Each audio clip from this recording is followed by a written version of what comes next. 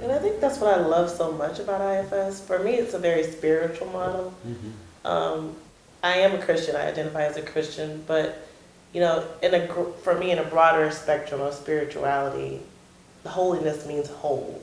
Yes. You know, that I am whole, you are whole, and I've always seen my son as whole. Yeah. And I've always wanted him to see me as whole. Yeah. And none of us need to be taken care of, Yeah. or there's nothing wrong with you, there's nothing wrong with me, there's nothing wrong with any of us. Yeah. Right. That we all have what we need Yeah. when we tap into that self. You know, that's what I see self as my spirit. Yeah. The part that reminds me, you know, the core part of me, or the core of me, that says, you're okay. Yeah. You have everything. Yeah. There's nothing wrong. There's nothing wrong. And everybody has that self, Exactly. so Yeah. that connection Regardless actually of becomes safe. Yeah. Yeah. And I think as a parent, part of our job is to be attuned to our kids. So when you were speaking, it reminded me of a story when I picked my daughter up from gymnastics one time. She was about 6 years old, and she was being really kind of feisty and disobedient and kind of had an attitude. And we got in the car, and I started in on my parent lecture. You know, like, when I come and pick you up, you need to come and you need to da-da-da. And I looked over and I could see that she was just staring out the window, and I said, you know, I kind of calmed my parts down and said, you know, it seems like you're not yourself today, and I wonder if there's something else going on. So trying to get underneath the behavior, and just all of a sudden crocodile tears coming down. And she ended up sharing that her teacher, that her stomach was hurting during the day that day, and she told her teacher, and her teacher said, no, it doesn't. And like told her that her stomach hurt, and she was like, so the teacher was telling me I was lying, and you know, and it really did hurt, and I never would have gotten to that story if I hadn't, you know, calmed my parts down and really attuned to her and reflected what was happening. And so then we had a great discussion about, you know, how hurtful that was for her. One of the things I find helpful, and I think parents to have permission, to take a moment.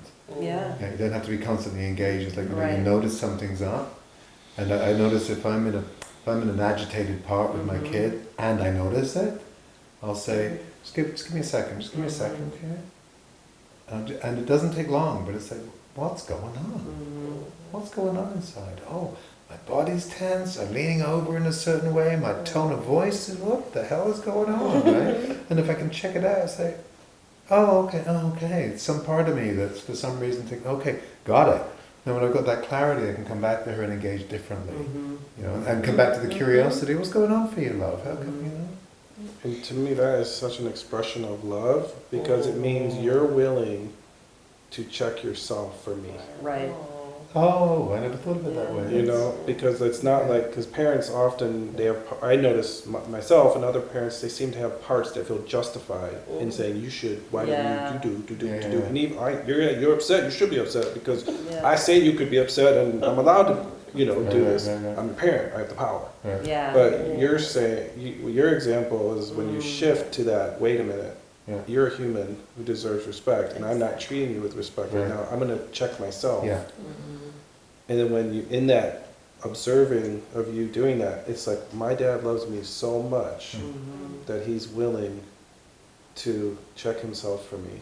And to me, that creates such a connection of just like, I'm really loved. And trust. I think it builds trust. Yeah.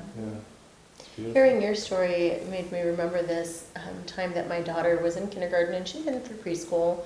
She was in kindergarten, about 3 months in, her teacher approached me and said, do you know she cries every day? And I was like, Eva? You sure you have the right kid? Like, she's pretty confident. And so I had to take that breath with the teacher because I could feel my protectors arriving. So I brought my daughter home and I checked in with her, and she said, oh, well, they left me in the bathroom one day and the lights went off and she got scared. And that sense, not just of, oh, she got that, I witnessed her, I heard her, I saw her, but she got to witness now 2 grown-ups doing that. And me going back to the teacher to say, I think I got to the bottom of it. I could be wrong, but this is what I heard happened. And the teacher softened. Yes. And I walked away with that feeling like, oh, this is not just about the therapy office. Yeah. This is really everybody being impacted by it. Not just me as her biological parent parenting her, but these other adults who really are essentially in parenting roles Yeah, throughout the course of her day. Yeah, and that's, been one of my missions, is wanting to try to help teach teachers to be able to understand that behaviors are communication, and kids aren't intentionally being defiant or disobedient, that they're communicating something. And it's important for us to look underneath that, and not just make assumptions like, oh, what's wrong with her? She's crying every day. There's something flawed about her. It comes back to the curiosity. Right? Yeah. I wonder what's going on with that Exactly. kid. Yeah. Right. I've heard a phrase for that. Instead of misbehavior, it's misunderstood behavior. Yes. That's great. exactly So it's almost like there's a Jamaican proverb, like if you point to someone, look how many fingers are pointing back to you. So as Right. a teacher, as a parent, Yeah. That's right. I'm sure there's 3 things I could do Oh, nice. Right, to like understand what's happening here, to Exactly. provide a different environment, to right. do something. But if it's seen as misbehavior, then it's on them. But if it's misunderstood, like I'm just curious about it, then Yeah. you shift into a totally Yeah, different or role. help me understand, that's the curiosity of. Usually there's a need. Right. Like so, An if unmet you're need. almost like a detective, what's the need? Like Exactly. the need is sleep, food, to be heard, to Yeah. empower.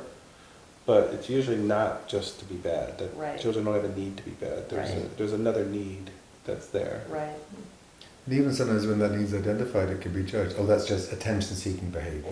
or manipulative. Yeah, like that's I a hear bad that a thing. But lot. if the real Yeah. need is to be loved and to be seen, Yeah, if I need attention, I need Yeah. attention. That's not Right. about a kid. I just need to Right. be attended to. Right? And if you're not attending to me, then I will try and find a way to get you to attend. Right, That's attention-seeking behavior, but it's judged. Oh, they're just attention-seeking. Yeah. It always makes me really sad because what that tells me is they've had a need for a long time. Yeah. It's a need that's been ignored or not noticed for a very long time. Yeah. And when you see kids in foster care or in really bad environments and substance abuse homes or things like that, it's like you've had a lot of needs Yeah. that you learned don't matter. Yeah. And then the burden becomes, I don't matter. Right. That's what they take on. That's what they can take on from me. Yeah. You're not meeting my needs, it must be because I don't matter. Because Right. we're meant to, right? Like we're biologically programmed to nurture the young. That's what we do. That's what mammals do. Right? So I think at some really profound level, that's known. So if you're not nurturing me, it must be because there's something wrong with me. If you're not going to take the responsibility. right. Yeah. or I'm not good enough to be nurtured or Yeah. lovable. Not worthy. Lovable enough. Yeah, those seem to be the core exiles, right? As part of the shaming is so present in our culture. I remember seeing a saying, and I probably won't get it exactly right, but it was something to the effect of the kids who are the most frustrating are the ones that need the most understanding. That they're the ones that are communicating, I'm not okay, there's something going on. They need the And to most some patience. degree, I think that's a gift that kids could give us, is I trust you enough to do this. Right? So you'll see me. Absolutely. And once you see me, then there's some hope that Right. maybe something different can happen. Right. But it's easy as the adult to lose sight of that because Yeah. our parts just Right. hijack us. Yeah, or to take it personally, Right. to take a child's behavior personally. I talk a lot with parents about that. And, when your 3-year-old says, I hate you, they don't really hate you. They're just mad because they're not getting their way. And the same thing when they're adolescents and they're saying things, that it's really a developmental communication of, their emotions. And if that lands in a place that gets triggered, like if my kid says, I hate you, Right. and I get all dysregulated around or disrupted around it, I've got some work to do. I want to look at what's because for that part that's experiencing rejection, it doesn't really matter what the trigger is. That part doesn't know it's a 3 or 6 or 16-year-old kid, Right. right? Or my boss or my partner, right? Right. All it knows is rejection.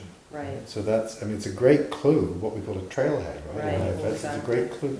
Drop in and see what's happening because, Right. if you haven't got the clarity that that's your kid's developmental stage, Right. it just means something's happening inside. Inside, right, Right. yeah. Yeah, that needs attention within you. Yeah. Right. My kid we used to read Dora to her, and when I went to pick her up one day when she was 2, she was at her mum's. She looked at me and she pointed and she said, "I banish you to the high tower." I've never been banished before, right? So because it didn't trigger rejection. Yeah, It triggered, right. Like that's so. You were able to join It with was, her. it was playing. Yeah, It was fun. yeah. You know, I've been banished. Oh my Yeah. god. Yeah, it's all perspective. Mhm. Yeah.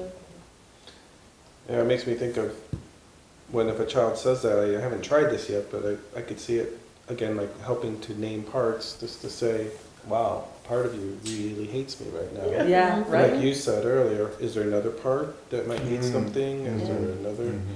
Because in that moment of helping them somehow unblend, Mm. it seems like it would be useful. Mm. Yeah, absolutely. Well, I think Oh, go ahead, I'm sorry. like you said earlier, just naming it, like what I used to do for my son and what I kind of still do is, I know you're mad.